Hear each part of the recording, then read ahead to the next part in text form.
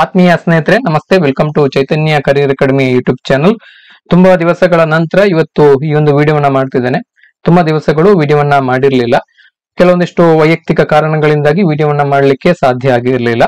ಹಾಗಾಗಿ ಇವತ್ತಿನ ಈ ಒಂದು ವಿಡಿಯೋದಲ್ಲಿ HSTR ನೇಮಕಾತಿ ಆಗಿರ್ಬೋದು, GPSTR ನೇಮಕಾತಿ ಆಗಿರ್ಬೋದು, ಹಾಗೇನೆ ಕರ್ನಾಟಕ ರಾಜ್ಯ ಶಿಕ್ಷಕರ ಅರ್ಹತಾ ಪರೀಕ್ಷೆ TET ಪರೀಕ್ಷೆಗೆ ಅತ್ಯಂತ ಪ್ರಾಮುಖ್ಯವಾಗಿರುವಂತಹ ಶೈಕ್ಷಣಿಕ ಮನೋವಿಜ್ಞಾನಕ್ಕೆ ಸಂಬಂಧಪಟ್ಟಂತಹ ಬೇಸಿಕ್ ಆದಂತಹ ಒಂದಷ್ಟು ಪರಿಕಲ್ಪನೆಗಳನ್ನ ತಿಳಿಯುವಂತಹ ಪ್ರಯತ್ನ ಈ ವಿಡಿಯೋದಲ್ಲಿ ಆಗುತ್ತೆ. ಹಾಗಾಗಿ ಈ ವಿಡಿಯೋವನ್ನ ಪೂರ್ತಿಯಾಗಿ ನೋಡಿ.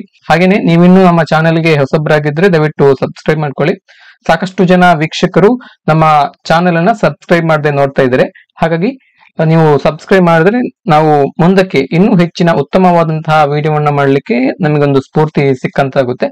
ಹಾಗಾಗಿ ಚಾನೆಲ್ ಅನ್ನ ಸಬ್ಸ್ಕ್ರೈಬ್ ಮಾಡ್ಕೊಳ್ಳಿ. ಶೈಕ್ಷಣಿಕ ಮನೋವಿಜ್ಞಾನ ಶಿಕ್ಷಕರಿಗೆ ಅತ್ಯಂತ ಅವಶ್ಯಕವಾಗಿರುವಂತಹ ಒಂದು ವಿಷಯ ವಸ್ತು. ಪರೀಕ್ಷೆಯ ದೃಷ್ಟಿಯಿಂದ ನೋಡೋದಾದ್ರೆ TET ಪರೀಕ್ಷೆ ಆಗಿರ್ಬೋದು, HSTR ನೇಮಕಾತಿ ಆಗಿರ್ಬೋದು, GPSTR ನೇಮಕಾತಿ ಆಗಿರ್ಬೋದು, ಇವೆಲ್ಲದಕ್ಕೂ ಕೂಡ ಅತ್ಯಂತ ಪ್ರಾಮುಖ್ಯವಾಗಿರುವಂತಹ ಒಂದು ವಿಷಯ ಶೈಕ್ಷಣಿಕ ಮನೋವಿಜ್ಞಾನ, ಎಜುಕೇಶನಲ್ ಸೈಕಾಲಜಿ. ನಮ್ಮ TET ಪರೀಕ್ಷೆಯಲ್ಲಿ ಒಟ್ಟು 30 ಪ್ರಶ್ನೆಗಳು ಶೈಕ್ಷಣಿಕ ಮನೋವಿಜ್ಞಾನಕ್ಕೆ ಸಂಬಂಧಪಟ್ಟಂತೆ ಕೇಳಲಾಗ್ತದೆ.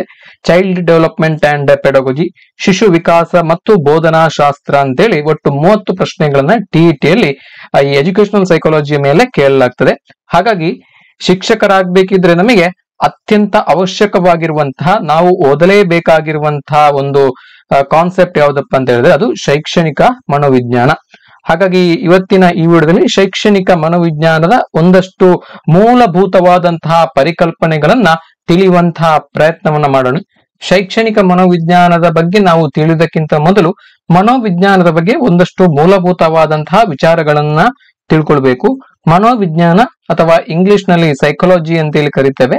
ಈ ಸೈಕಾಲಜಿ ಅನ್ನುವಂತಹ ಒಂದು ಪದವನ್ನ ಮೊದಲ ಬಾರಿಗೆ ರೂಪಿಸಿದಂತವರು ಜರ್ಮನ್ನ ತತ್ವಜ್ಞಾನಿ, ಜರ್ಮನ್ ಫಿಲಾಸಫರ್ ರುಡಾಲ್ಫ್ ಗೊಕೆಲ್ ರವರು ಮೊಟ್ಟ ಮೊದಲ ಬಾರಿಗೆ ಸೈಕಾಲಜಿ ಅನ್ನುವಂತಹ ಒಂದು ಪದವನ್ನ ಕೊಡ್ತಾರೆ. The term psychology was first coined by the German philosopher Rudolf Gockel. ಇವರು ಈ ಒಂದು ಪದವನ್ನ ಕೊಡ್ತಾರೆ.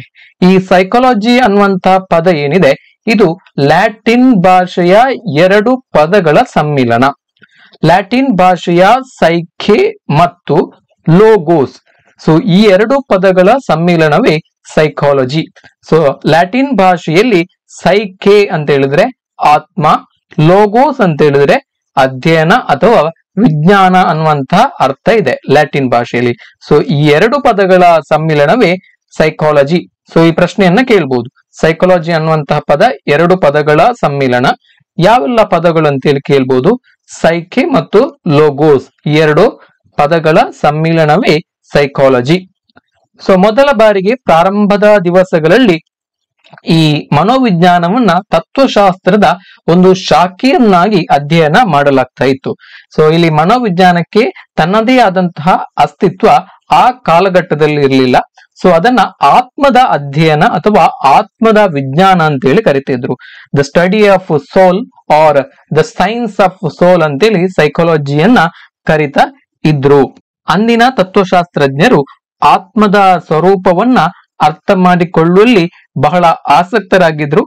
ಮೊದಲ ತತ್ವಶಾಸ್ತ್ರಜ್ಞ ಡೆಮೋಕ್ರಟೈಸ್ ಇವರ ಪ್ರಕಾರ ಪ್ರತಿಯೊಬ್ಬ ವ್ಯಕ್ತಿಯೂ ಸಹ ಆತ್ಮದ ಕಣಗಳು ಮತ್ತು ದೇಹದ ಕಣಗಳಿಂದ ಮಾಡಲ್ಪಟ್ಟಿದ್ದಾನೆ ಎಂದು ಇವರು ವಾದಿಸ್ತಾರೆ. ಯಾರು?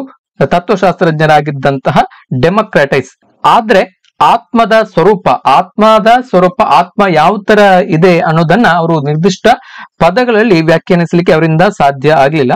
ಆದ್ರಿಂದ ನಂತರ ಬಂದಂತಹ ತತ್ವಶಾಸ್ತ್ರಜ್ಞರು ಈ ಅಭಿಪ್ರಾಯವನ್ನ ಒಪ್ಪಿಕೊಳ್ಳಿಲ್ಲ, ಅವರ ವಾದವನ್ನ ಒಪ್ಪಿಕೊಳ್ಳಿಲ್ಲ. ಸೊ ಇವರು ನೆಕ್ಸ್ಟ್ ಏನ್ ಮಾಡ್ತಾರೆ ಅಂತ ಹೇಳಿದ್ರೆ ಆತ್ಮದ ವಿಜ್ಞಾನವೆಂಬಂತಹ ಮನೋವಿಜ್ಞಾನದ ವ್ಯಾಖ್ಯೆಯನ್ನ ಅವರು ಕೈ ಬಿಡ್ತಾರೆ. ಸೊ ಇದು ಮುಂದೆ ಏನಾಯ್ತು ಅಂತ ಹೇಳಿದ್ರೆ ಇದು ಮುಂದೆ ಮನಸ್ಸಿನ ಅಧ್ಯಯನ ಎಂದಾಯ್ತು. ಮನಸ್ಸಿನ ಅಧ್ಯಯನ ಅಂತ ಹೇಳಿ ಕರಿತಿರಿದ್ರು. ಮನೋವಿಜ್ಞಾನ ಅಂತ ಹೇಳಿದ್ರೆ ಮನಸ್ಸಿನ ಅಧ್ಯಯನ ಅನ್ನುವಂತ ಒಂದು ವ್ಯಾಖ್ಯೆಯನ್ನು ಕೊಟ್ಟರು. ಮನಸ್ಸಿನ ವಿಜ್ಞಾನ ಅಥವಾ ಮನಸ್ಸಿನ ಅಧ್ಯಯನ ಎಂಬಂತ ಒಂದು ವ್ಯಾಖ್ಯೆಯನ್ನು ನೀಡಿದ್ರು. ಸೊ ಕೆಲವು ವರ್ಷಗಳ ಕಾಲ ಈ ವ್ಯಾಖ್ಯೆ ಹೆಚ್ಚು ಪ್ರಚಲಿತ ಆಗಿತ್ತು. ಸೊ ಆದ್ರೆ ನಂತರ ಮನಸ್ಸಿನ ಸ್ವರೂಪವನ್ನ ಅರಿಯುವುದು ತುಂಬಾ ಕಷ್ಟಕರವಾಗಿತ್ತು ಮತ್ತು ಅದನ್ನ ಪ್ರಯೋಗಕ್ಕೆ ಒಳಪಡಿಸುವುದು ಸಾಧ್ಯವಿಲ್ಲ ಎಂಬಂತಹ ಒಂದು ಅಭಿಪ್ರಾಯದ ಆಧಾರದ ಮೇಲೆ ಮನಸ್ಸಿನ ವಿಜ್ಞಾನ ಎಂಬ ವ್ಯಾಖ್ಯೆಯನ್ನು ಸಹ ಕೈ ಬಿಡಲಾಯಿತು. ಸೊ ನಂತರದ ದಿವಸಗಳಲ್ಲಿ ಮನೋವಿಜ್ಞಾನವನ್ನ ಪ್ರಜ್ಞಾನುಭವದ ಅಧ್ಯಯನ ಅಂತೇಳಿ ಕರೆದಿದ್ರು. ಸೊ ಯಾಕೆ ಕರೆದ್ರು ಅಂತ ಹೇಳಿದ್ರೆ, ಪ್ರತಿಯೊಬ್ಬ ವ್ಯಕ್ತಿಯು ದಿನನಿತ್ಯ ಹಲವಾರು ಚಟುವಟಿಕೆಗಳಲ್ಲಿ ತೊಡಗಿರ್ತಾನೆ. ಅವನು ಬಾಹ್ಯ ಪರಿಸರದ ಪ್ರಭಾವಗಳಿಗೆ ಪ್ರಜ್ಞಾನುಸ್ಥಿತಿಯಲ್ಲಿ ಪ್ರತಿಕ್ರಿಯಿಸುತ್ತಾನೆ. ಇದರ ಹಿನ್ನೆಲೆಯಲ್ಲಿ ಮನೋವಿಜ್ಞಾನವನ್ನ, ಸೈಕಾಲಜಿಯನ್ನ ಪ್ರಜ್ಞಾನುಭವದ ವಿಜ್ಞಾನ ಅಂತೇಳಿ ಕರೆದ್ರು. ಸೊ ನಂತರ ಬಂದಂತಹ ಮನೋವಿಜ್ಞಾನಿಗಳು ಪ್ರಜ್ಞಾನುಸ್ಥಿತಿ ಸಮಗ್ರ ವ್ಯಕ್ತಿತ್ವದ ಒಂದು ಭಾಗವಾಗುತ್ತದೆಯೇ ವಿನಃ ಸಂಪೂರ್ಣ ಚಿತ್ರಣ ನೀಡುವುದಿಲ್ಲ ಎಂದು ಈ ವ್ಯಾಖ್ಯೆಯನ್ನ ಅದನ್ನು ಕೂಡ ಅಲ್ಲಗಳೆದ್ರು. ಈ ವ್ಯಾಖ್ಯೆಯನ್ನ ಕೂಡ ಅವರು ಮುಂದೆ ಬಂದಂತಹ ತತ್ವಶಾಸ್ತ್ರಜ್ಞರು ಒಪ್ಪಿಕೊಳ್ಳಿಲ್ಲ. ಸೊ ಹಾಗಾಗಿ ಪ್ರಜ್ಞಾನುಸ್ಥಿತಿಯ ಚಟುವಟಿಕೆಗಳನ್ನ ಮಾತ್ರ ವೀಕ್ಷಿಸುವುದರಿಂದ ವ್ಯಕ್ತಿಯನ್ನು ಸಂಪೂರ್ಣವಾಗಿ ಅಧ್ಯಯನ ಮಾಡಲು ಸಾಧ್ಯವಾಗುವುದಿಲ್ಲ. ಸೊ ಕೇವಲ ಪ್ರಜ್ಞಾನುಭವದ ಆಧಾರದ ಮೇಲೆ ವ್ಯಕ್ತಿಯನ್ನ ಅಧ್ಯಯನ ಮಾಡಿ ಆತನ ಮನಸ್ಸನ್ನ ನಾವು ಸಂಪೂರ್ಣವಾಗಿ ಆತನ ಮನಸ್ಸಿನಲ್ಲಿ ಇರುವಂತಹ ಭಾವನೆಗಳನ್ನ ತಿಳ್ಕೊಳ್ಳಿಕ್ಕೆ ಸಾಧ್ಯ ಆಗುವುದಿಲ್ಲ. ಸೊ ಇಲ್ಲಿ ವ್ಯಕ್ತಿಯ ಅರೆ ಪ್ರಜ್ಞಾವಸ್ಥೆ ಅಂದ್ರೆ ಸಬ್ ಕಾನ್ಶಿಯಸ್ ಮೈಂಡ್ ಮತ್ತು ಸುಪ್ತ ಪ್ರಜ್ಞಾವಸ್ಥೆ ಅಂದ್ರೆ ಅನ್ಕಾನ್ಶಿಯಸ್ ಮೈಂಡ್, ಸೊ ಇದನ್ನ ಇವರು ಗಣನೆಗೆ ತೆಗೆದುಕೊಳ್ಳಿಲ್ಲ. ಸೊ ಈ ಅರೆ ಪ್ರಜ್ಞಾವಸ್ಥೆ ಮತ್ತು ಸುಪ್ತ ಪ್ರಜ್ಞಾವಸ್ಥೆಯಲ್ಲಿ ವ್ಯಕ್ತಿಯ ಮನಸ್ಸಿನಲ್ಲಿ ಆಗುವಂತಹ ಭಾವನೆಗಳು, ವ್ಯಕ್ತವಾಗುವಂತಹ ಭಾವನೆಗಳನ್ನ ಇಲ್ಲಿ ಗಣನೆಗೆ ತೆಗೆದುಕೊಳ್ಳಿಲ್ಲ. ಸೊ ಹಾಗಾಗಿ ಇದರಿಂದ ವ್ಯಕ್ತಿಯ ಸಂಪೂರ್ಣ ಚಿತ್ರಣ ಪಡೆಯಲಿಕ್ಕೆ ಸಾಧ್ಯ ಆಗೋದಿಲ್ಲ ಅನ್ನುವಂತಹ ಒಂದು ಅಭಿಪ್ರಾಯಕ್ಕೆ ಬಂದ್ರು. ಸೊ ಈ ಎಲ್ಲ ವ್ಯಾಖ್ಯೆಗಳು ಮುಂದೆ ಪುನರುಜ್ಜೀವನ ಅಂದ್ರೆ ರಿನೆಸೆನ್ಸ್ ಈ ಕಾಲಘಟ್ಟದಲ್ಲಿ ಮನೋವೈಜ್ಞಾನಿಕ ಚಿಂತನೆಯಲ್ಲಿ ಮಹತ್ತರವಾದಂತಹ ಬದಲಾವಣೆಗಳಿಗೆ ಪ್ರಮುಖವಾಗಿರುವಂತಹ ಕಾರಣ ಆಯಿತು. ಸೊ ಮುಂದೆ ಏನಾಗ್ತದೆ ಅಂತ ಹೇಳಿದ್ರೆ, ಮುಂದೆ ಇದರಿಂದ ಮನಃಶಾಸ್ತ್ರ ಒಂದು ವಿಜ್ಞಾನವಾಗಿ ಅಭಿವೃದ್ಧಿ ಹೊಂದುತ್ತದೆ. ನೆಕ್ಸ್ಟ್ ಅದೊಂದು ವಿಜ್ಞಾನ, ಸೈನ್ಸ್ ಆಗಿ ಡೆವಲಪ್ ಆಗ್ತದೆ. ಸೊ ಆಗ ಮನಃಶಾಸ್ತ್ರವನ್ನ ವರ್ತನೆಯ ವಿಜ್ಞಾನ ಅಂತೇಳಿ ಕರೆದ್ರು. ವರ್ತನೆಯ ವಿಜ್ಞಾನ, ದ ಸೈನ್ಸ್ ಆಫ್ ಬಿಹೇವಿಯರ್ ಅಂತೇಳಿ ಮುಂದೆ ಕರೆದ್ರು. ಮುಂದೆ ಪ್ರಖ್ಯಾತ ಮನೋವಿಜ್ಞಾನಿ ವುಡ್ವರ್ತ್ ರವರು ಮನೋವಿಜ್ಞಾನವನ್ನ ಕುರಿತು, ಮನೋವಿಜ್ಞಾನವು ಮೊದಲು ಆತ್ಮವನ್ನ ಕಳೆದುಕೊಂಡಿತು, ನಂತರ ಮನಸ್ಸನ್ನ ಕಳೆದುಕೊಂಡಿತು, ಆ ನಂತರ ಅದು ತನ್ನ ಪ್ರಜ್ಞೆಯನ್ನು ಕಳೆದುಕೊಂಡಿತು, ಆದಾಗ್ಯೂ ಅದು ಕೂಡ ಅದು ಒಂದು ವಿಧವಾದ ವರ್ತನೆಯುಳ್ಳದ್ದಾಗಿದೆ. ಇದು ವುಡ್ವರ್ತ್ ರವರ ಪ್ರಖ್ಯಾತವಾದಂತಹ ಹೇಳಿಕೆ.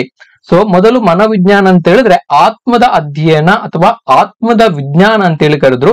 ಸೊ ಮುಂದಕ್ಕೆ ಆ ಒಂದು ವ್ಯಾಖ್ಯೆ ಪ್ರಚಲಿತಕ್ಕೆ ಇರ್ಲಿಲ್ಲ. ಸೊ ಅದು ಆ ಒಂದು ವ್ಯಾಖ್ಯೆಯನ್ನ ತಳ್ಳಿ ಹಾಕಿದ್ರು. ಮುಂದೆ ಬಂದಂತಹ ತತ್ವಶಾಸ್ತ್ರಜ್ಞರು ಅಥವಾ ಮನೋವಿಜ್ಞಾನಿಗಳು ಆ ಒಂದು ವ್ಯಾಖ್ಯೆಯನ್ನ ತಳ್ಳಿ ಹಾಕಿದ್ರು. ಸೊ ನಂತರ ಅದು ಮನಸ್ಸಿನ ಅಧ್ಯಯನ, ದ ಸ್ಟಡಿ ಆಫ್ ಮೈಂಡ್ ಅಂತೇಳಿ ಆಯ್ತು. ಸೊ ಮುಂದೆ ಅದು ಕೂಡ ಅದನ್ನ ಆ ವ್ಯಾಖ್ಯೆಯನ್ನ ಕೂಡ ಕಳೆದುಕೊಂಡು ಆನಂತರ ಅದು ಪ್ರಜ್ಞೆಯ ಅಧ್ಯಯನ ಅಥವಾ ಪ್ರಜ್ಞಾನುಭವದ ವಿಜ್ಞಾನ ಅಂತೇಳಿ ಕರೆದ್ರು. ಸೊ ಮುಂದೆ ಅದು ಕೂಡ ತನ್ನ ಪ್ರಜ್ಞೆಯನ್ನ ಕಳೆದುಕೊಂಡು ಅದು ಒಂದು ವಿಧವಾದ ವರ್ತನೆಯುಳ್ಳದ್ದಾಗಿದೆ.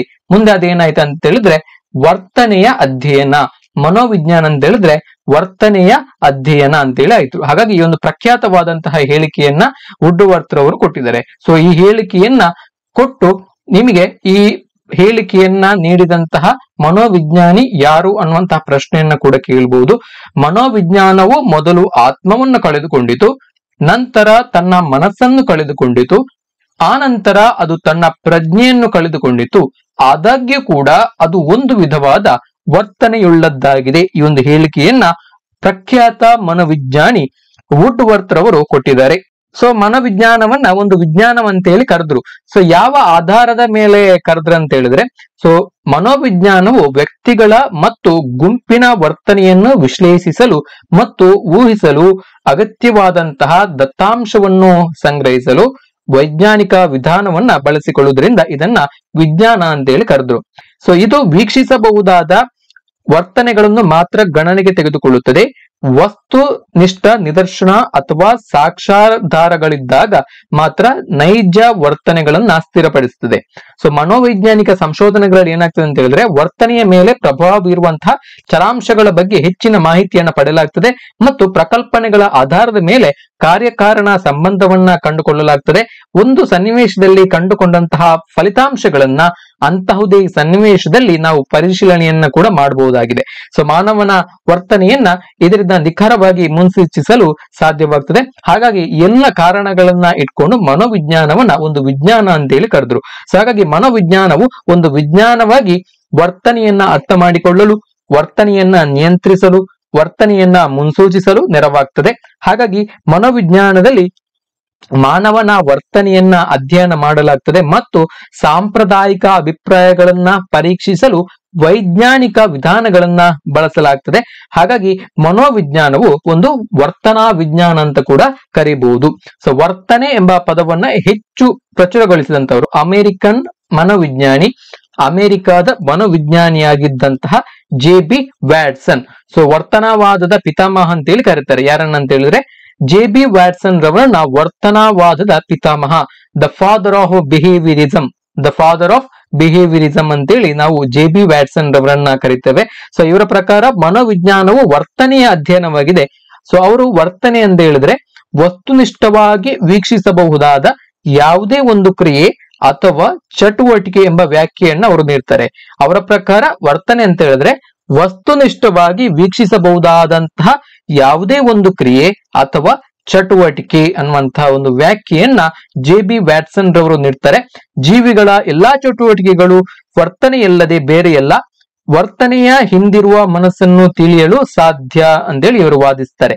ಮನೋವಿಜ್ಞಾನ ಅಂತ ಹೇಳಿದ್ರೆ ವ್ಯಕ್ತಿಯ, ವಯಸ್ಕರ, ಮಗುವಿನ, ಪ್ರಾಣಿಗಳ ಅಥವಾ ಗುಂಪಿನ ವರ್ತನೆಯನ್ನ ಗಮನಿಸುವುದು ಅನ್ನುವಂತಹ ಒಂದು ವಿಶಾಲವಾದಂತಹ ಒಂದು ವಾದವನ್ನ ಇವರು ಅರ್ಥವನ್ನ ಈ ಒಂದು ಮನೋವಿಜ್ಞಾನಕ್ಕೆ ಅಥವಾ ವರ್ತನೆಯ ವಿಜ್ಞಾನಕ್ಕೆ ಕೊಡ್ತಾರೆ. ಸೊ ಮನೋವಿಜ್ಞಾನವು ವ್ಯಕ್ತಿಗಳ ವರ್ತನೆಯನ್ನ ಅಧ್ಯಯನ ಮಾಡುವಾಗ ಅವನ ಬಾಹ್ಯ ಹಾಗೂ ಆಂತರಿಕ ಚಟುವಟಿಕೆಗಳು ಎರಡನ್ನೂ ಕೂಡ ಗಣನೆಗೆ ತೆಗೆದುಕೊಳ್ತದೆ. ಹಾಗಾಗಿ ಈ ವರ್ತನೆಯ ವಿಜ್ಞಾನ ಅನ್ನುವಂತಹ ವ್ಯಾಖ್ಯೆ ಏನಿದೆ ಮನಃಶಾಸ್ತ್ರಕ್ಕೆ ಹೆಚ್ಚಿನ ಮಹತ್ವವನ್ನ ಪಡೆದುಕೊಂಡಿದೆ. ಸೊ ಇಲ್ಲಿ ವುಡ್ವರ್ತ್ ಮತ್ತು ಮಾರ್ಕ್ವಿಸ್ ರವರ ಪ್ರಕಾರ ಪರಿಸರಕ್ಕೆ ಸಂಬಂಧಿಸಿದಂತೆ ವ್ಯಕ್ತಿಯ ಚಟುವಟಿಕೆಗಳ ವೈಜ್ಞಾನಿಕ ಅಧ್ಯಯನವೇ ಮನೋವಿಜ್ಞಾನ ಅನ್ನುವಂತಹ ಒಂದು ವ್ಯಾಖ್ಯೆಯನ್ನ ಕೊಡ್ತಾರೆ. Psychology is the scientific study of activities of the individual with respect to their environment. So ಈ ತರ ಒಂದು ವ್ಯಾಖ್ಯೆಯನ್ನ ಕೊಡ್ತಾರೆ ಯಾರು? ವುಡ್ವರ್ತ್ ಮತ್ತು ಮಾರ್ಕ್ವಿಸ್ ರವರು. ಸೊ ಹಾಗೇನೆ ಮಾನವನ ವರ್ತನೆ ಹಾಗೂ ಮಾನವನ ಅಂತರ್ ಸಂಬಂಧಗಳ ಅಧ್ಯಯನವೇ ಮನೋವಿಜ್ಞಾನ ಅನ್ನುವಂತಹ ವ್ಯಾಖ್ಯೆಯನ್ನ ಕ್ರೌ ಮತ್ತು ಕ್ರೌರವರು ಕೊಡ್ತಾರೆ. ಸೊ ಪ್ರಖ್ಯಾತವಾಗಿರುವಂತಹ ಹೇಳಿಕೆ ಇದು. ಹಲವಾರು ಸ್ಪರ್ಧಾತ್ಮಕ ಪರೀಕ್ಷೆಯಲ್ಲಿ ಕೇಳಿದರೆ, TET ಪರೀಕ್ಷೆಯಲ್ಲಿ ಕೂಡ ಕೇಳಿದರೆ, GPST ಅಲ್ಲಿ ಕೂಡ ಕೇಳಿದರೆ, HST ಅಲ್ಲಿ ಕೂಡ ಬರಬಹುದು. ಸೊ ಹಾಗಾಗಿ ಈ ಹೇಳಿಕೆ ಪ್ರಖ್ಯಾತವಾಗಿರುವಂತಹ ಹೇಳಿಕೆ ಕ್ರೌ ಅಂಡ್ ಕ್ರೌ ಅಂತ ಕರೀತೇವೆ. ಸೊ ಇವರ ಹೇಳಿಕೆ ಮಾನವನ ವರ್ತನೆ ಹಾಗೂ ಮಾನವನ ಅಂತರ್ ಸಂಬಂಧಗಳ ಅಧ್ಯಯನವೇ ಮನೋವಿಜ್ಞಾನ. Psychology is nothing but the study of human behavior and human relationship. Psychology is the study of human behavior and human relationship. So this definition is given by a famous psychologist crow and crow. So ಹಾಗೇನೆ ಇಲ್ಲಿ C.E. Skinner ರವರು ಜೀವನದಲ್ಲಿ ನಾವು ಎದುರಿಸುವ ಎಲ್ಲಾ ಬಗೆಯ ಸನ್ನಿವೇಶಗಳಿಗೆ ತೋರುವ ಪ್ರಕ್ರಿಯೆಯನ್ನು ಕುರಿತು ಅಭ್ಯಸಿಸುವುದೇ ಮನೋವಿಜ್ಞಾನ ಅನ್ನುವಂತಹ ವ್ಯಾಖ್ಯೆಯನ್ನ ಕೂಡ ಕೊಡ್ತಾರೆ. ಸೊ ಹಾಗೇನೆ ವ್ಯಾಟ್ಸನ್ ರವರು, JB ವ್ಯಾಟ್ಸನ್ ಅಲ್ಲ, ವ್ಯಾಟ್ಸನ್ ರವರು ಮನೋವಿಜ್ಞಾನವು ವರ್ತನೆಯ ಧನಾತ್ಮಕ ವಿಜ್ಞಾನವಾಗಿದೆ ಅನ್ನುವಂತ ಒಂದು ವ್ಯಾಖ್ಯೆಯನ್ನ ಕೊಡ್ತಾರೆ. ಸೊ ಹಾಗೇನೆ ಕೆನ್ನೆತ್ ಕ್ಲಾರ್ಕ್ ಮತ್ತು ಜಾರ್ಜ್ ಮಿಲ್ಲರ್ ರವರು ಜಂಟಿಯಾಗಿ ವರ್ತನೆಯ ವೈಜ್ಞಾನಿಕ ಅಧ್ಯಯನವೇ ಮನೋವಿಜ್ಞಾನ, ಹಾವಭಾವಗಳು, ಮಾತು ಮತ್ತು ದೈಹಿಕ ಬದಲಾವಣೆಗಳು, ಇಂತಹ ವೀಕ್ಷಣೀಯ ವರ್ತನಾ ಪ್ರಕ್ರಿಯೆಗಳು ಮತ್ತು ಆಲೋಚನೆಗಳು ಹಾಗೂ ಕನಸುಗಳು, ಇಂತಹ ಊಹಿಸಬೇಕಾದ ಪ್ರಕ್ರಿಯೆಗಳನ್ನು ಅದರ ವಿಷಯ ಒಳಗೊಂಡಿದೆ ಅನ್ನುವಂಥ ಒಂದು ದೀರ್ಘವಾದ ವ್ಯಾಖ್ಯೆಯನ್ನ ಮನೋವಿಜ್ಞಾನದ ಕುರಿತಾಗಿ ಕೆನ್ನೆತ್ ಕ್ಲಾರ್ಕ್ ಮತ್ತು ಜಾರ್ಜ್ ಮಿಲ್ಲರ್ ಅವರು ಜಂಟಿಯಾಗಿ ಕೊಡ್ತಾರೆ. ಸೊ ಇವು ಮನೋವಿಜ್ಞಾನಕ್ಕೆ ಸಂಬಂಧಪಟ್ಟಂತಹ ಪ್ರಮುಖವಾಗಿರುವಂತಹ ವ್ಯಾಖ್ಯೆಗಳು. ಸೊ ಇನ್ನು ಮನೋವಿಜ್ಞಾನದ ವ್ಯಾಪ್ತಿ ಎಷ್ಟು ಹೊಂದಿದೆ ಅಂತ ಹೇಳಿದ್ರೆ ನಾವು ಊಹಿಸಲಿಕ್ಕೆ ಕೂಡ ಸಾಧ್ಯ ಇಲ್ಲ. ಮನೋವಿಜ್ಞಾನದ ವ್ಯಾಪ್ತಿ ಅತ್ಯಂತ ವಿಶಾಲವಾದಂಥದ್ದು. ಸೊ ಮನೋವಿಜ್ಞಾನವು ಕ್ರಮಬದ್ಧವಾದಂತಹ ಜ್ಞಾನವನ್ನ ಹೊಂದಿರುವಂತಹ ಒಂದು ವಿಜ್ಞಾನ. ಸೊ ಹಿಂದೆ ಮನೋವಿಜ್ಞಾನವನ್ನ ನಾನು ಈಗಾಗಲೇ ಹೇಳಿದಾಗೆ ತತ್ವಶಾಸ್ತ್ರದ ಫಿಲಾಸಫಿ ಒಂದು ಬ್ರಾಂಚ್ ಅನ್ನಾಗಿ, ತತ್ವಶಾಸ್ತ್ರದ ಒಂದು ಶಾಖೆಯನ್ನಾಗಿ ಅಧ್ಯಯನ ಮಾಡಲಾಗ್ತಾ ಇತ್ತು. ಸೊ ಆದ್ರೆ ಇಂದು ಈ ಪ್ರಸ್ತುತ ದಿನದಲ್ಲಿ ಮನೋವಿಜ್ಞಾನ ತನ್ನ ಸ್ವಂತ ಅಸ್ತಿತ್ವವನ್ನ ಪಡೆದು ಅಗಾಧವಾಗಿ ಬೆಳೆದುಕೊಂಡಿದೆ. ಸೊ ಇದು ಮನೋವಿಜ್ಞಾನದ ವ್ಯಾಪ್ತಿಯನ್ನ ಇದರಿಂದ ನಾವು ತಿಳ್ಕೊಳ್ಬಹುದು. ಸೊ ಇಂದು ಮನೋವಿಜ್ಞಾನ ಒಂದು ಪ್ರತ್ಯೇಕ ವಿಷಯವಾಗಿ ಅಗಾಧವಾದಂತಹ ಬೆಳವಣಿಗೆಯನ್ನ ಹೊಂದಿದೆ. ಸೊ ಮತ್ತು ಇನ್ನೂ ಸಹ ಬೆಳೆಯುತ್ತಿರುವಂತಹ ಒಂದು ಜ್ಞಾನದ ಶಾಖೆಯಾಗಿದೆ. ಸೊ ಮನೋವಿಜ್ಞಾನದ ವ್ಯಾಪ್ತಿ ಇನ್ನೂ ಕೂಡ ಬೆಳಿತಾನೇ ಇದೆ. ಸೊ ಸಾಕಷ್ಟು ಅಧ್ಯಯನಗಳು ಮನೋವಿಜ್ಞಾನದ ಕುರಿತಾಗಿ, ಸಾಕಷ್ಟು ಅನ್ವಯಗಳು ಕೂಡ ಮನೋವಿಜ್ಞಾನದಕ್ಕೆ ಸಂಬಂಧಪಟ್ಟಾಗೆ ಆಗಿವೆ. ಹಾಗಾಗಿ ಇದು ಬೆಳೆಯುತ್ತಿರುವಂತಹ ಒಂದು ವಿಜ್ಞಾನ ಅಂತ ಹೇಳ್ಬೋದು. ಸೊ ಮನೋವಿಜ್ಞಾನದ ಕಾರ್ಯಕ್ಷೇತ್ರ ಅಪರಿಮಿತ. ಸೊ ನಾವು ಸಾಧಾರಣವಾಗಿ ಆ ಒಂದು ಮನೋವಿಜ್ಞಾನದ ವ್ಯಾಪ್ತಿಯನ್ನ ಲೆಕ್ಕ ಹಾಕ್ಲಿಕ್ಕೆ ಸಾಧ್ಯ ಇಲ್ಲ. ಅಧ್ಯಯನಕ್ಕೆ ಅನುಕೂಲವಾಗಲಿ ಅನ್ನುವಂತಹ ಒಂದು ದೃಷ್ಟಿಯಿಂದ ಸೊ ನಾವು ಪ್ರಮುಖವಾಗಿ ಮನೋವಿಜ್ಞಾನವನ್ನ ಕೆಲವೊಂದಿಷ್ಟು ಶಾಖೆಗಳಾಗಿ ವಿಭಾಗಿಸಿದ್ದೇವೆ. ಸೊ ಇವುಗಳಲ್ಲಿ ಕೆಲವೊಂದು ಶಾಖೆಗಳನ್ನ ಇಲ್ಲಿ ಕೊಡ್ಲಾಗಿದೆ. ಸೊ ಇಲ್ಲಿ ವಿಜ್ಞಾನ ಮತ್ತು ತಂತ್ರಜ್ಞಾನ ಹೇಗೆ ಡೆವಲಪ್ ಆಗ್ತದೆ, ಸೊ ಅದು ಬೆಳೆದಂತೆ ಒಂದು ಕ್ಷೇತ್ರದ ಜ್ಞಾನ ಮತ್ತೊಂದು ಕ್ಷೇತ್ರದಲ್ಲಿ ಬಳಕೆಯಾಗುವುದು ಸರ್ವೇ ಸಾಮಾನ್ಯ. ಸೊ ಹಾಗಾಗಿ ಯಾವುದೇ ಒಂದು ವಿಜ್ಞಾನದಲ್ಲಿರುವಂತಹ ವಿವಿಧ ರೀತಿಯ ಶಾಖೆಗಳ ಆಧಾರದ ಮೇಲೆ ಅದರ ವ್ಯಾಪ್ತಿ ಮತ್ತು ಉಪಯುಕ್ತತೆಗಳನ್ನು ನಾವು ಗುರುತಿಸಬಹುದು. ಸೊ ಇಂದು ಮನೋವಿಜ್ಞಾನದ ಪ್ರಭಾವವಿಲ್ಲದೆ ಇರುವ ಕ್ಷೇತ್ರವ ಇದೆ ಅಂತ ಹೇಳಿದ್ರೆ ತುಂಬಾನೇ ಅಪರೂಪ, ತುಂಬಾನೇ ವಿರಳ. ಈ ಮನೋವಿಜ್ಞಾನ ಕ್ಷೇತ್ರವು ಶಿಕ್ಷಣ ಕ್ಷೇತ್ರದಲ್ಲಿ ಪ್ರಮುಖವಾಗಿರುವಂತಹ ಒಂದು ಪಾತ್ರವನ್ನು ವಹಿಸ್ತದೆ. ಮನೋವಿಜ್ಞಾನ ವೈದ್ಯಕೀಯ ಕ್ಷೇತ್ರದಲ್ಲಿ, ಸಮಾಜಶಾಸ್ತ್ರ ಕ್ಷೇತ್ರದಲ್ಲಿ, ಔದ್ಯೋಗಿಕ ಕ್ಷೇತ್ರಗಳಲ್ಲಿ ವಿಶೇಷವಾಗಿ ಬಳಕೆಯಾಗ್ತಾ ಇದೆ. ಸೊ ಮನೋವಿಜ್ಞಾನದ ಕ್ಷೇತ್ರದಲ್ಲಿ ಹಲವಾರು ಅಧ್ಯಯನಗಳು ಕೂಡ ನಡೆದಂತಹ ಪರಿಣಾಮವಾಗಿ ಮನೋವಿಜ್ಞಾನ ಇಷ್ಟು ಅಗಾಧವಾಗಿ ಇಂದಿನ ಈ ಒಂದು ಜಗತ್ತಿನಲ್ಲಿ ಬೆಳೆದು ನಿಂತಿದೆ. ಹಾಗಾಗಿ ಹಲವಾರು ವಿಭಾಗಗಳಿಗೆ ಕೂಡ ತನ್ನ ಅನ್ವಯಗಳನ್ನ ಮಾಡಿಕೊಟ್ಟಿದೆ. ಮಾನವನ ಜೀವನವನ್ನ ಸರಳತೆಯಿಂದ ಹೇಗೆ ಉತ್ತಮಪಡಿಸಬಹುದು ಅನ್ನುವಂಥದ್ದನ್ನ ನಮಗೆ ಮನೋವಿಜ್ಞಾನ ಕಲಿಸಿಕೊಡ್ತದೆ. ಸೊ ಇಲ್ಲಿ ಪ್ರಮುಖವಾಗಿ ಮನೋವಿಜ್ಞಾನವನ್ನ ಒಟ್ಟು 9 ವಿಭಾಗಗಳಾಗಿ ವಿಂಗಡಿಸಿದ್ದಾರೆ. ಸೊ ಇಲ್ಲಿ ನೋಡ್ತಾ ಬನ್ನಿ. ಶುದ್ಧ ಮನೋವಿಜ್ಞಾನ. ಸೊ ಮನೋವಿಜ್ಞಾನದ ಪ್ರಮುಖ ಶಾಖೆಗಳು ಪ್ಯೂರ್ ಸೈಕಾಲಜಿ ಅಂತ ಕರಿತೇವೆ. ಈ ಪ್ಯೂರ್ ಸೈಕಾಲಜಿಯ ಅಂಡರ್ ಅಲ್ಲಿ ಶುದ್ಧ ಮನೋವಿಜ್ಞಾನದ ಅಡಿಯಲ್ಲಿ ಸಾಮಾನ್ಯ ಮನೋವಿಜ್ಞಾನ ಬರ್ತದೆ. ಸಾಮಾನ್ಯ ಮನೋವಿಜ್ಞಾನ, ಅಪಸಾಮಾನ್ಯ ಮನೋವಿಜ್ಞಾನ, ವಿಕಾಸ ಮನೋವಿಜ್ಞಾನ, ವಿಭೇದಾತ್ಮಕ ಮನೋವಿಜ್ಞಾನ ಅಥವಾ ವೈಯಕ್ತಿಕ ಮನೋವಿಜ್ಞಾನ ಅಂತ ಕೂಡ ಕರಿತೇವೆ ಅದನ್ನ. ಸಾಮಾಜಿಕ ಮನೋವಿಜ್ಞಾನ, ಶರೀರ ಮನೋವಿಜ್ಞಾನ, ಪ್ರಾಯೋಗಿಕ ಮನೋವಿಜ್ಞಾನ, ತೌಲನಿಕ ಮನೋವಿಜ್ಞಾನ, ಅನ್ವಯಿಕ ಮನೋವಿಜ್ಞಾನ. ಸೊ ಈ ತರ ಬೇರೆ ಬೇರೆ ವಿಷಯಗಳಾಗಿ ಮನೋವಿಜ್ಞಾನವನ್ನ ವಿಭಾಗ ಮಾಡಲಾಗಿದೆ. ಮೊದಲನೆಯದು ಸಾಮಾನ್ಯ ಮನೋವಿಜ್ಞಾನ. ಸೊ ಈ ಸಾಮಾನ್ಯ ಮನೋವಿಜ್ಞಾನದ ಈ ಒಂದು ಶಾಖೆ ಏನಿದೆ, ಮನೋವಿಜ್ಞಾನದ ಮೂಲಭೂತ ತತ್ವಗಳನ್ನ ಕುರಿತು ಚರ್ಚಿಸ್ತದೆ. ಇದು ಸಾಮಾನ್ಯ ವ್ಯಕ್ತಿಗಳಲ್ಲಿ ಕಂಡು ಬರುವಂತಹ ಸಹಜ ಕ್ರಿಯೆಗಳಾದಂತಹ ಸಂವೇಗ ಅಂದ್ರೆ ಎಮೋಷನ್, ಕಲಿಕೆ ಲರ್ನಿಂಗ್, ಅಭಿಪ್ರೇರಣೆ ಮೋಟಿವೇಶನ್, ಗ್ರಹಿಕೆ ಗ್ರಾಸ್ಪಿಂಗ್, ಸಂವೇದನೆ ಮತ್ತು ಮುಂತಾದಂತಹ ವಿಷಯಗಳನ್ನ, ಸಂವೇದನೆ ಮುಂತಾದವುಗಳನ್ನ ಕುರಿತು ಅಧ್ಯಯನ ಮಾಡಲು ಅವಕಾಶ ನೀಡುತ್ತದೆ. ಅಂದ್ರೆ ಸಾಮಾನ್ಯ ವಿಷಯದ ಬಗ್ಗೆ ಅಧ್ಯಯನ ಮಾಡುವಂತದ್ದು ಸಾಮಾನ್ಯ ಮನೋವಿಜ್ಞಾನದಲ್ಲಿ ಅಧ್ಯಯನ ಮಾಡಲಾಗ್ತದೆ. ಯಾವೆಲ್ಲ ಕ್ರಿಯೆಗಳ ಬಗ್ಗೆ? ಸಂವೇಗ, ಕಲಿಕೆ, ಅಭಿಪ್ರೇರಣೆ, ಗ್ರಹಿಕೆ, ಸಂವೇದನೆ ಸಾಮಾನ್ಯ ಮನೋವಿಜ್ಞಾನದ ಜ್ಞಾನದ ಅಡಿಯಲ್ಲಿ ಕೆಲಸವನ್ನ ಮಾಡಲಾಗ್ತದೆ. ಸೊ ಹಾಗಾಗಿ ಈ ವಿಷಯಗಳಿಗೆ ಇದು ಹೆಚ್ಚಿನ ಪ್ರಾಮುಖ್ಯತೆಯನ್ನ ಕೊಡ್ತದೆ. ಸೊ ಮುಂದೆ ಬರುವಂತದ್ದು ಎರಡನೇದು ಅಪಸಾಮಾನ್ಯ ಮನೋವಿಜ್ಞಾನ. ಸೊ ಇಲ್ಲಿ ಸಾಮಾನ್ಯ ವ್ಯಕ್ತಿಗಳಿಂದ ಮಾನಸಿಕವಾಗಿ ಭಿನ್ನರಾಗಿರುವಂತಹ ವ್ಯಕ್ತಿಗಳ ಅಧ್ಯಯನ ಇದು. ಅವರ ಒಂದು ಅಭಿರುಚಿಗೆ ತಕ್ಕಂತೆ ರಚನೆಯಾಗಿರುವಂತಹ ಮನೋವಿಜ್ಞಾನ. ಸಾಮಾನ್ಯ ವ್ಯಕ್ತಿಗಳಾಗದೆ ಇರುವಂತವರು ಸಾಮಾನ್ಯ ವ್ಯಕ್ತಿಗಳಲ್ಲ, ಅಂತಹ ವ್ಯಕ್ತಿಗಳ ಅಧ್ಯಯನವನ್ನ ಅಪಸಾಮಾನ್ಯ ಮನೋವಿಜ್ಞಾನದ ಅಡಿಯಲ್ಲಿ ಮಾಡಲಾಗ್ತದೆ. ಸಾಮಾನ್ಯ ವ್ಯಕ್ತಿಗಳಿಂದ ಭಿನ್ನರಾದಂತಹ ವ್ಯಕ್ತಿಗಳು.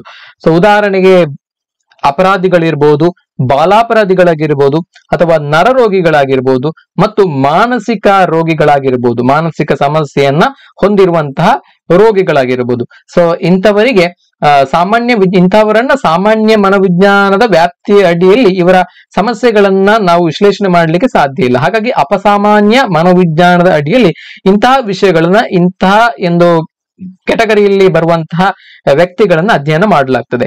ನರರೋಗಿಗಳು, ಮಾನಸಿಕ ರೋಗಿಗಳು, ಅಪರಾಧಿಗಳು, ಹಾಗೇನೆ ಬಾಲಾಪರಾಧಿಗಳು. ಸೊ ಇವೆಲ್ಲ ಈ ವಿಷಯಗಳ ಕುರಿತಾಗಿ ಇಲ್ಲಿ ಅಧ್ಯಯನವನ್ನ ಮಾಡಲಾಗ್ತದೆ. ಸೊ ಇವರ ವರ್ತನೆಯನ್ನ ಇಲ್ಲಿ ಪ್ರಮುಖವಾಗಿ ಅಧ್ಯಯನವನ್ನ ಮಾಡಲಾಗ್ತದೆ. ವರ್ತನಾ ವೈಪರೀತ್ಯಗಳಿಗೆ ಕಾರಣಗಳನ್ನ ಕಂಡುಕೊಳ್ಳುವಂಥದ್ದು ಈ ಶಾಖೆಯ ಪ್ರಮುಖವಾಗಿರುವಂತಹ ಅಧ್ಯಯನ ವಸ್ತು ಆಗಿರುವಂತದ್ದು. ಅಪಸಾಮಾನ್ಯತೆಯ ಪ್ರಭೇದಗಳನ್ನ ನಿಖರವಾಗಿ ಗುರುತಿಸಿ ಪರಿಹಾರ ಕ್ರಮಗಳನ್ನ ರೂಪಿಸುವುದು ಈ ಶಾಖೆಯ ಪ್ರಮುಖವಾಗಿರುವಂತಹ ಒಂದು ಗುರಿ ಆಗಿರುವಂತದ್ದು. ಸೊ ಇದು ಅಪಸಾಮಾನ್ಯ ಮನೋವಿಜ್ಞಾನದ ಬಗ್ಗೆ. ಮುಂದೆ ಮೂರನೆಯದು ವಿಕಾಸ ಮನೋವಿಜ್ಞಾನ. ಸೊ ಇದು ವ್ಯಕ್ತಿಯ ವಿಕಾಸದ ಹಂತಗಳನ್ನ ಅಧ್ಯಯನ ಮಾಡುತ್ತದೆ. ಹುಟ್ಟಿದ ಮಗುವಿನಿಂದ ಹಿಡಿದು ವಯಸ್ಕ ಹಂತವನ್ನ ದಾಟಿ ವೃದ್ಧಾಪ್ಯದ ಹಂತದವರೆಗಿನ ಮನುಷ್ಯನ ವಿವಿಧ ವಿಕಾಸದ ಹಂತಗಳಲ್ಲಿ ಆಗುವಂತಹ ಬದಲಾವಣೆಗಳು, ಮನೋವೈಜ್ಞಾನಿಕ ಬದಲಾವಣೆಗಳ ಕುರಿತಾಗಿ ಅಧ್ಯಯನವನ್ನ ಈ ವಿಕಾಸ ಮನೋವಿಜ್ಞಾನದಲ್ಲಿ ಮಾಡಲಾಗ್ತದೆ. ಸೊ ಮಕ್ಕಳ ಮನೋವಿಜ್ಞಾನದಲ್ಲಿ ಮಕ್ಕಳ ಬೆಳವಣಿಗೆ ಮತ್ತು ವಿಕಾಸ, ಗ್ರೋತ್ ಅಂಡ್ ಡೆವಲಪ್ಮೆಂಟ್, ಸೊ ಅವರ ಸಾಮರ್ಥ್ಯಗಳ ವಿಕಾಸದಲ್ಲಿ ಅನುವಂಶೀಯತೆಯ ತತ್ವ ಏನಾದ್ರೂ ಪ್ರಭಾವ ಬೀರ್ತದನ್ನ ಅಧ್ಯಯನ ಮಾಡುವಂತದ್ದು. ಪರಿಸರಗಳ ಪ್ರಭಾವ, ಎಫೆಕ್ಟ್ ಆಫ್ ಎನ್ವಿರಾನ್ಮೆಂಟ್, ಅವರ ದೈಹಿಕ, ಮಾನಸಿಕ, ಸಾಮಾಜಿಕ ಹಾಗೂ ಸಂವೇಗಾತ್ಮಕ ಕ್ಷೇತ್ರಗಳಲ್ಲಿ ಕಂಡು ಬರುವಂತಹ ವಿಕಾಸವನ್ನ ಈ ಒಂದು ಶಾಖೆಯ ಅಡಿಯಲ್ಲಿ ಅಧ್ಯಯನವನ್ನ ಮಾಡಲಾಗ್ತದೆ. ಸೊ ಇದೇ ರೀತಿ ಹದಿಹರೆಯದವರು ಹಾಗೂ ವಯಸ್ಕರಲ್ಲಿ ಕಂಡು ಬರುವಂತಹ ವಿವಿಧ ಕ್ಷೇತ್ರಗಳಲ್ಲಿ ಆಗುವಂತಹ ವಿಕಾಸವನ್ನ ವೈಜ್ಞಾನಿಕವಾಗಿ ವಿಕಾಸ ಮನೋವಿಜ್ಞಾನದಲ್ಲಿ ಅಧ್ಯಯನ ಮಾಡಲಾಗ್ತದೆ. ಸೊ ಇಷ್ಟು ವಿಷಯಗಳನ್ನ ಈ ವಿಕಾಸದ ಮಾನವನ ವಿಕಾಸ ಮತ್ತು ಬೆಳವಣಿಗೆ ಸಂಬಂಧಪಟ್ಟ ಹಾಗೆ ವಿಕಾಸ ಮನೋವಿಜ್ಞಾನದಲ್ಲಿ ಅಧ್ಯಯನವನ್ನ ಮಾಡಲಾಗ್ತದೆ. ನಾಲ್ಕನೆಯ ಶಾಖೆ ವಿಭೇದಾತ್ಮಕ ಮನೋವಿಜ್ಞಾನ ಅಥವಾ ಇದನ್ನ ವೈಯಕ್ತಿಕ ಮನೋವಿಜ್ಞಾನ ಅಂತ ಕೂಡ ಕರೀತಾರೆ.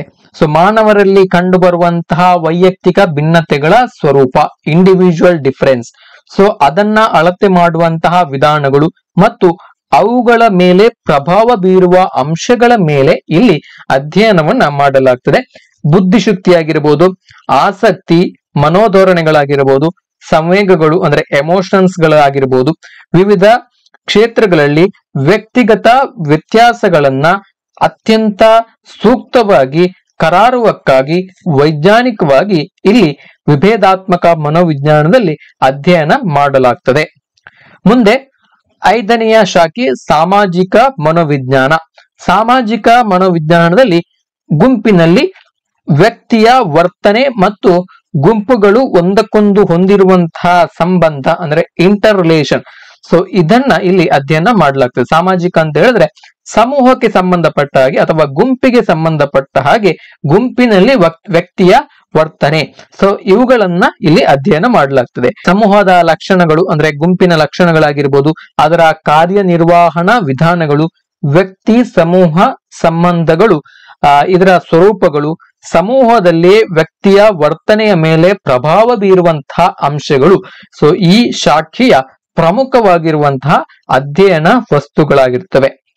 ಮುಂದೆ ಶರೀರ ಮನೋವಿಜ್ಞಾನ. ಶರೀರ ಮನೋವಿಜ್ಞಾನ ಇದು ವೈದ್ಯಕೀಯ ಕ್ಷೇತ್ರದಲ್ಲಿ ಹೆಚ್ಚಿನ ಮಹತ್ವವನ್ನ ಪಡೆದಿದೆ. ವರ್ತನೆಯ ದೈಹಿಕ ತಳಹದಿಯ ಅಧ್ಯಯನ ಇದರ ಪ್ರಮುಖವಾಗಿರುವಂತಹ ಪ್ರಧಾನವಾಗಿರುವಂತಹ ಗುರಿ.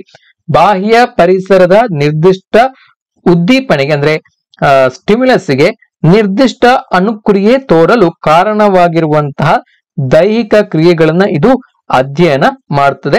ಪ್ರಧಾನವಾಗಿ ಈ ಶಾಖೆ ಮಿದುಳು ಮತ್ತು ನರಮಂಡಲದ ಕಾರ್ಯವಿಧಾನಗಳು, ನರಮಂಡಲದ ಮೂಲ ಲಕ್ಷಣಗಳು, ಬಾಹ್ಯ ಜಗತ್ತಿನ ಮತ್ತು ಆಂತರಿಕ ಸುದ್ದಿಯನ್ನ ಮಿದುಳು ಹೇಗೆ ಪಡೆಯುತ್ತದೆ, ಸೊ ಇವುಗಳ ಕುರಿತಾಗಿ ಇಲ್ಲಿ ಅಧ್ಯಯನವನ್ನ ಮಾಡಲಾಗ್ತದೆ. ವೈದ್ಯಕೀಯ ವಿಷಯಕ್ಕೆ ಇಲ್ಲಿ ಹೆಚ್ಚಿನ ಮನ್ನಣೆ ಇದೆ. ಸಂವೇದನೆ ಆಗಿರ್ಬೋದು, ಅರಿವು, ಅಭಿಪ್ರೇರಣೆ, ಕಲಿಕೆ, ಸೊ ಇಂತಹ ಕ್ರಿಯೆಗಳಿಗೆ ನರಮಂಡಲದಲ್ಲಿ ಆಗುವಂತಹ ಬದಲಾವಣೆಗಳ ಸ್ವರೂಪ ಏನು ಅನ್ನೋದ್ರ ಬಗ್ಗೆ ಇಲ್ಲಿ ಅಧ್ಯಯನವನ್ನ ಮಾಡಲಾಗುತ್ತೆ. ತೌಲನಿಕ ಮನೋವಿಜ್ಞಾನ.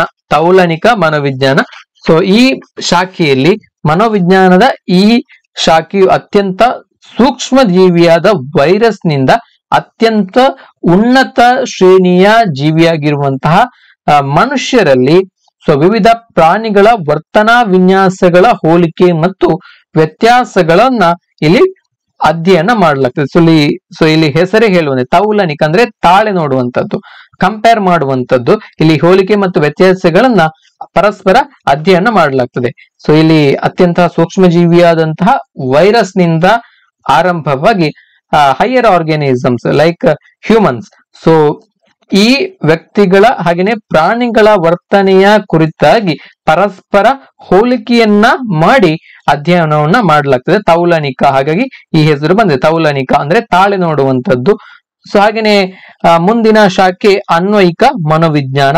ಅನ್ವಯಿಕ ಮನೋವಿಜ್ಞಾನ, ಸೊ ಇಲ್ಲಿ ಅಪ್ಲೈಡ್ ಸೈಕಾಲಜಿ ಅಂತ ಹೇಳಿ ಕರಿತೇವೆ. ಅಪ್ಲೈಡ್ ಸೈಕಾಲಜಿ ಶುದ್ಧ ಮನೋವಿಜ್ಞಾನದ ವಿವಿಧ ಶಾಖೆಗಳು ರೂಪಿಸುವಂತಹ ಸಿದ್ಧಾಂತಗಳನ್ನು, ತತ್ವಗಳನ್ನ ಮತ್ತು ನಿಯಮಗಳನ್ನ ಜೀವನದ ವಿವಿಧ ಕ್ಷೇತ್ರಗಳಿಗೆ ಅನ್ವಯಿಸಿ ಮಾನವ ಕುಲದ ಸುಧಾರಣೆಗೆ ಯತ್ನಿಸುವಂತಹ ವಿಜ್ಞಾನವೇ ಮನೋವಿಜ್ಞಾನವೇ ಅನ್ವಯಿಕ ಮನೋವಿಜ್ಞಾನ.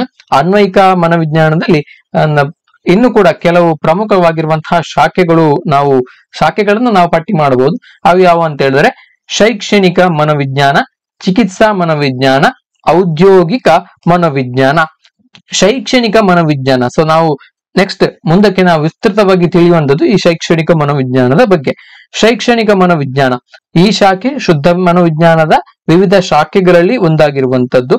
ಸೊ ಇಲ್ಲಿ ಜ್ಞಾನ ಮತ್ತು ಸಿದ್ಧಾಂತಗಳನ್ನ ಬಳಸಿಕೊಂಡು ಶಿಕ್ಷಣ ಕ್ಷೇತ್ರದಲ್ಲಿನ ಸಮಸ್ಯೆಗಳನ್ನ ಪರಿಹರಿಸಲು ನೆರವಾಗುತ್ತದೆ. ಶೈಕ್ಷಣಿಕ ಮನೋವಿಜ್ಞಾನ ಅನ್ನುವಂಥದ್ದು ಶಿಕ್ಷಣ ಮತ್ತು ಮನೋವಿಜ್ಞಾನ ಕ್ಷೇತ್ರದ ಸಮ್ಮಿಲನ. ಸೊ ಇಲ್ಲಿ ಎರಡು ಕ್ಷೇತ್ರಗಳು ಕೂಡ ಪರಸ್ಪರ ಒಟ್ಟಾಗಿ ಕೆಲಸವನ್ನ ಮಾಡುತ್ತದೆ. ಸೊ ಈ ಕೆಲಸವನ್ನ ಮಾಡಿ ಬೋಧನಾ ಕಲಿಕಾ ಪ್ರಕ್ರಿಯೆಯನ್ನ ಉತ್ತಮಪಡಿಸುವಲ್ಲಿ ಹಾಗೇನೆ ಶೈಕ್ಷಣಿಕ ಕ್ಷೇತ್ರದಲ್ಲಿ ಶಿಕ್ಷಕರು ಮತ್ತು ವಿದ್ಯಾರ್ಥಿಗಳು ಎದುರಿಸುವಂತಹ ಹಲವಾರು ಸಮಸ್ಯೆಗಳಿಗೆ ವೈಜ್ಞಾನಿಕವಾಗಿ ಪರಿಹಾರಗಳನ್ನ ಸೂಚಿಸುವಂತದ್ದು, ಹಾಗೇನೆ ಆ ಸಮಸ್ಯೆಗಳಿಗೆ ಕಾರಣವನ್ನ ಕಂಡುಹಿಡಿದು ವೈಜ್ಞಾನಿಕವಾಗಿ ಪರಿಹಾರವನ್ನ ಸೂಚಿಸುವಂತಹ ಕೆಲಸ ಶೈಕ್ಷಣಿಕ ಮನೋವಿಜ್ಞಾನದ ಈ ಕ್ಷೇತ್ರದಲ್ಲಿ ನಡೀತದೆ. ಸೊ ಶೈಕ್ಷಣಿಕ ಮನೋವಿಜ್ಞಾನ ಅಗಾಧವಾಗಿ ಬೆಳೆದು ನಿಂತಿದೆ. ಸೊ ಹಾಗಾಗಿ ಈ ಶೈಕ್ಷಣಿಕ ಮನೋವಿಜ್ಞಾನದಲ್ಲಿ ಆಗಿರುವಂತಹ ಸಾಕಷ್ಟು ಅಧ್ಯಯನಗಳಿಂದಾಗಿ ಇವತ್ತಿನ ಶಿಕ್ಷಣ ಕ್ಷೇತ್ರ ಸಾಕಷ್ಟು ಬದಲಾವಣೆಗಳನ್ನ ಕಂಡಿದೆ. ನಾವು ಹಿಂದಿನ ಕಾಲದ ಶಿಕ್ಷಣ ಪದ್ಧತಿಗೆ ಹೋಲಿಸಿದ್ರೆ ಈಗಿನ ಕಾಲದ ಶಿಕ್ಷಣ ಪದ್ಧತಿ ಆಮೂಲಾಗ್ರವಾದಂತಹ ಬದಲಾವಣೆಯನ್ನ ಪಡೆದು ಪ್ರಜಾಸತ್ತಾತ್ಮಕವಾದಂತಹ ಒಂದು ವಿಧದಲ್ಲಿ ಸಾಗ್ತಾ ಇದೆ ಅಂತ ಹೇಳ್ಬೋದು. ಹಾಗಾಗಿ ಶೈಕ್ಷಣಿಕ ಮನೋವಿಜ್ಞಾನ ಅತ್ಯಂತ ಪ್ರಾಮುಖ್ಯವಾಗಿರುವಂತಹ ಮನೋವಿಜ್ಞಾನದ ಶಾಖೆ ಆಗಿರುವಂತದ್ದು. ಅನ್ವಯಿಕ ಮನೋವಿಜ್ಞಾನದ ಅತ್ಯಂತ ಪ್ರಮುಖವಾಗಿರುವಂತಹ ಶಾಖೆ ಆಗಿರುವಂತದ್ದು. ಸಾಕಷ್ಟು ಅಧ್ಯಯನವನ್ನ ಮಾಡ್ಲಿಕ್ಕೆ ಇದೆ. ಹಾಗಾಗಿ ಡೀಟೇಲ್ ಆಗಿ ಮುಂದಿನ ಕ್ಲಾಸ್ ನಲ್ಲಿ ಇದರ ಬಗ್ಗೆ ತಿಳಿಸ್ತೇನೆ. ಅನ್ವಯಿಕ ಮನೋವಿಜ್ಞಾನದ ಇನ್ನೊಂದು ಶಾಖೆ ಚಿಕಿತ್ಸಾ ಮನೋವಿಜ್ಞಾನ. ಚಿಕಿತ್ಸಾ ಮನೋವಿಜ್ಞಾನ ಅಥವಾ ಕ್ಲಿನಿಕಲ್ ಸೈಕಾಲಜಿ ಅಂತ ಹೇಳಿ ಕರೀತೇವೆ. ಕ್ಲಿನಿಕಲ್ ಸೈಕಾಲಜಿ ಇಲ್ಲಿ ಅಪಸಾಮಾನ್ಯರ ಚಿಕಿತ್ಸೆ, ಸಾಮಾನ್ಯರಲ್ಲದಂತಹ ವ್ಯಕ್ತಿಗಳಿಗೆ ಚಿಕಿತ್ಸೆ ಕೊಡುವಂಥದ್ದು. ಅಂದ್ರೆ ನರರೋಗಿಗಳಾಗಿರ್ಬೋದು, ಮಾನಸಿಕ ರೋಗಿಗಳಾಗಿರ್ಬೋದು, ಇಂತಹ ರೋಗಿಗಳಿಗೆ ಅವರ ಸಮಸ್ಯೆಗೆ ಕಾರಣವನ್ನ ಕಂಡುಹಿಡಿದು ಇಲ್ಲಿ ವೈದ್ಯಕೀಯ ಕ್ಷೇತ್ರದ ಸಮ್ಮಿಲನದೊಂದಿಗೆ ಇಲ್ಲಿ ಚಿಕಿತ್ಸೆಯನ್ನ ನೀಡುವಂಥದ್ದು ಈ ಚಿಕಿತ್ಸಾ ಮನೋವಿಜ್ಞಾನದಲ್ಲಿ ನಡೀತದೆ. ಸೊ ಹಾಗಾಗಿ ಮುಂದೆ ಬರುವಂತದ್ದು ಮುಂದಿನ ಶಾಖೆ ಶೈಕ್ಷಣಿಕ ಮನೋವಿಜ್ಞಾನದ ಇನ್ನೊಂದು ಶಾಖೆ ಔದ್ಯೋಗಿಕ ಮನೋವಿಜ್ಞಾನ. ಸೊ ಇಲ್ಲಿ ಹೆಸರೇ ಸೂಚಿಸುವಂತೆ ಔದ್ಯೋಗಿಕ ಅಂತ ಹೇಳಿದ್ರೆ ಉದ್ಯೋಗ ಕ್ಷೇತ್ರದಲ್ಲಿ ಹೆಚ್ಚಿನ ಮನ್ನಣೆಯನ್ನ ಔದ್ಯೋಗಿಕ ಮನೋವಿಜ್ಞಾನ ಪಡೆದಿದೆ. ಸೊ ಯಾವುದೇ ಉದ್ಯೋಗಕ್ಕೆ ಸೂಕ್ತವಾದಂತಹ ಅಥವಾ ಯುಕ್ತವಾದಂತಹ ಯೋಗ್ಯವಾದಂತಹ ವ್ಯಕ್ತಿಯನ್ನ ಆಯ್ಕೆ ಮಾಡಿದಾಗ ಮಾತ್ರ ಉತ್ಪಾದನೆ ಹೆಚ್ಚಾಗಲು ಸಾಧ್ಯ, ಅಂದ್ರೆ ಪ್ರೊಡಕ್ಟಿವಿಟಿ ಇನ್ಕ್ರೀಸ್ ಆಗಲಿಕ್ಕೆ ಸಾಧ್ಯ. ಸೊ ಸುಟೇಬಲ್ ಪರ್ಸನ್ ಅನ್ನ ನಾವು ಸೆಲೆಕ್ಟ್ ಮಾಡಿದ್ರೆ ಮಾತ್ರ ಆ ಒಂದು ಉದ್ಯೋಗ ಕ್ಷೇತ್ರದಲ್ಲಿ ನಾವು ಎಕ್ಸ್ಪೆಕ್ಟ್ ಮಾಡಿದಂತಹ ಪ್ರೊಡಕ್ಟಿವಿಟಿಯನ್ನ ನಾವು ಪಡಿಲಿಕ್ಕೆ ಸಾಧ್ಯ.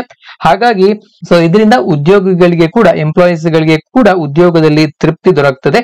ಸೊ ಯಾವ ಉದ್ಯೋಗಕ್ಕೆ ಎಂತಹ ವ್ಯಕ್ತಿಯನ್ನ ಆಯ್ಕೆ ಮಾಡಬೇಕು, ಉದ್ಯೋಗಿಯ ಕಾರ್ಯಕ್ಷಮತೆಯನ್ನ ಹೆಚ್ಚಿಸುವಂತದ್ದು ಹೇಗೆ, ಹಾಗೇನೆ ಕಾರ್ಯನಿರತನಾಗಿರುವಂತಹ ಉದ್ಯೋಗಿ ಸದಾ ಕಾರ್ಯನಿಷ್ಠನಾಗಿರುವಂತೆ ಮಾಡುವುದು ಹೇಗೆ, ಇಂತಹ ಪ್ರಶ್ನೆಗಳನ್ನ ಉತ್ತರಿಸುವುದು ಮತ್ತು ಇದಕ್ಕೆ ಸಂಬಂಧಪಟ್ಟಂತಹ ಕಾರ್ಯವಿಧಾನವನ್ನ ರೂಪಿಸುವಂತಹ ಕೆಲಸ ಈ ಔದ್ಯೋಗಿಕ ಮನೋವಿಜ್ಞಾನದ ಈ ಶಾಖೆಯಲ್ಲಿ ಆಗ್ತದೆ.